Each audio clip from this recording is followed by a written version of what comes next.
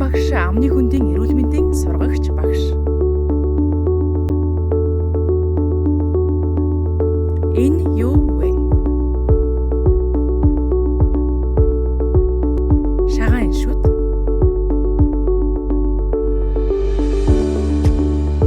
Цоорсон шүдийг таних. Шүдэнд сайн ба муу хоол. Шүд угаах цаг.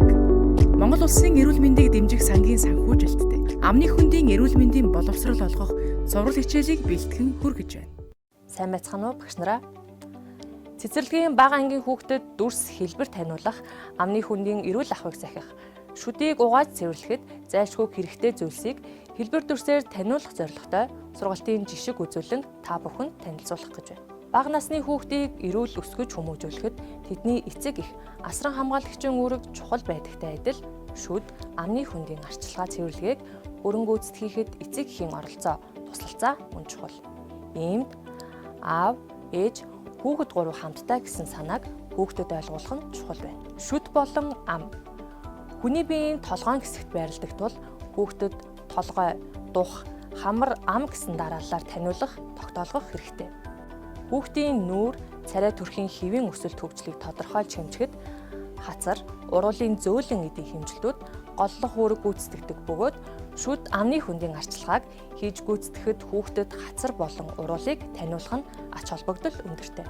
Амны хүндийн өвчин эмэгний тэргүүлэх байранд шүд цоорох өвчин жагсдаг бөгөөд шүд цоорох өвчнөөс сэргийлэх, тархалтыг бууруулахад шүдийг зөв угаа цэвэрлэх нь үр дүнтэй болохыг хөгжсөн орны эрдэмтэд зөвлөж байна.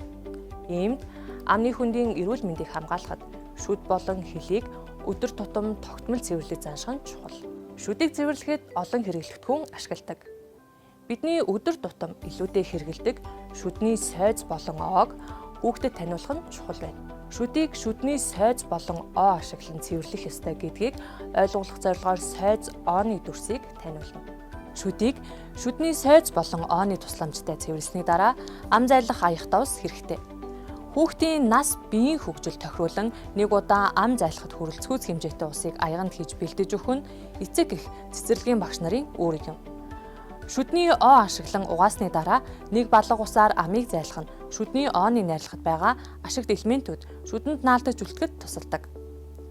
Харин хэд их усаар олон удаа зайлвал ашигт элементүүд устай хамт хаягддаг.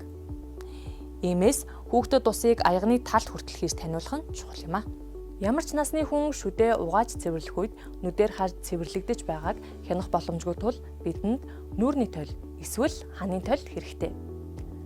Шүдийг бүрэн гүйцэд зөв цэвэрлэж чадсан эсэхийг хянаж үнэлэх нь чухал тул тойл ашиглахыг зөвлөж байна. Мөн ариун цэврийн булан болон ариун цэврийн өрөөнд шүд амны хүндийн арчилгааг хийх хэрэгтэй ба ам зайлсан усыг зориултын савнд хаях дадлыг хүүхдэд таниулах үүднээс угаалт дурын дүрсийг харуулна. Шүд амыг цэвэрлэж угаахад ус ашиглаж байгаа тул хүүхдийн нүүр, гар нордог учраас алчуур ашиглан хатаах хэрэгтэй. Шүд амны хүндийн арчилгааг зөв төгс хийж чадвал насан туршийн инээмсэглэл бидэнд ирнэ. Ингээд шүд амны хүндийг арчилгаж шаардлагатай зүйлсийн дүрс, хэлбэрийг таниулах жишг хичээл үгээр өндөрлөж байна. Цэцэрлэгийн багш нар минь үндсэн агуулга тохирохоор уялдаатай дүрсээр баяжуулан сургалтаа ашиглаарай. Та бүхэнд эрүүл энхийг хүсье. Эрүүл ирээдүйг хамтдаа бүтээе.